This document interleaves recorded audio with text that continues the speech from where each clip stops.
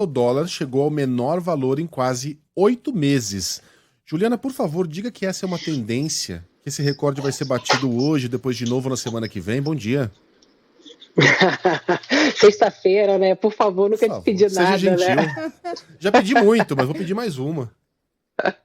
Bom dia, Megali. Bom Bom dia. dia, Carlinha, Sheila. Bom dia para você, ouvinte. Olha, a tendência agora parece realmente de um dólar mais comportado.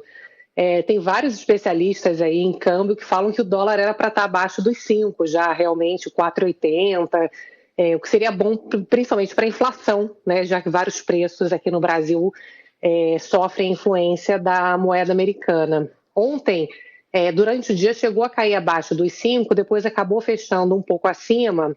E a tendência é de um dólar mais baixo agora, pelo seguinte: a gente tem os juros no Brasil muito altos, né? E o Banco Central fazendo um comunicado essa semana de que os juros vão precisar ficar em patamares altos por um período longo.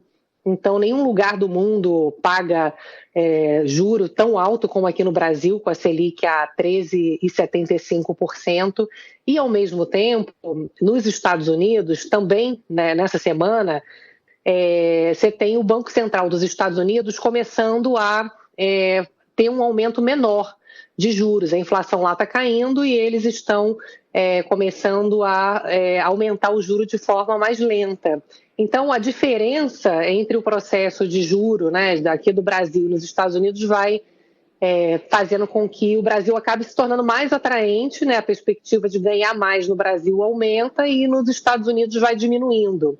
Então, com isso, assim, do ponto de vista de tendência, você tem um dólar que deve cair, né? Você tem ali uma tendência de queda do dólar, né? Essa é a expectativa quando você olha ali na parte técnica. Agora, a gente não vive só de tecnicalidades, né? Você tem a questão política. Ontem, quando o Lula começou a novamente criticar o Banco Central, deu uma entrevista ontem à noite, falando sobre a independência do Banco Central, criticando a independência do Banco Central, criticando as metas de inflação, você tem ali um ruído que acaba gerando insegurança.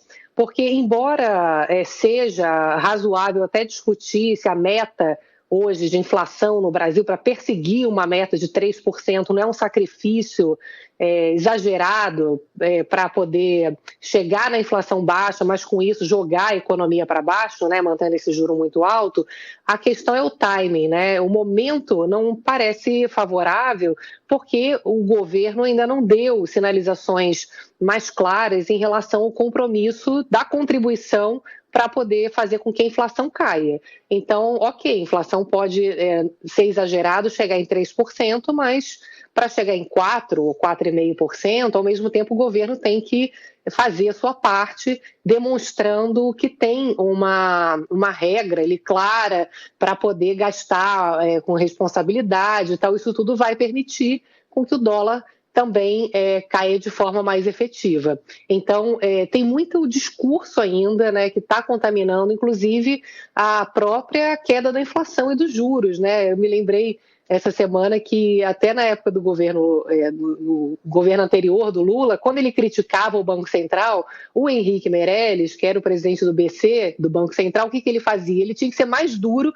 para mostrar que era ele que tinha o controle da moeda, que foi o que aconteceu essa semana, né? O presidente do Banco Central foi criticado e precisou se colocar ali como ele sendo o cara que é o técnico e que ele que vai tomar as decisões. Então ele acaba tendo que ser mais duro do que talvez precisasse ser se não houvesse uma desconfiança em relação à interferência política.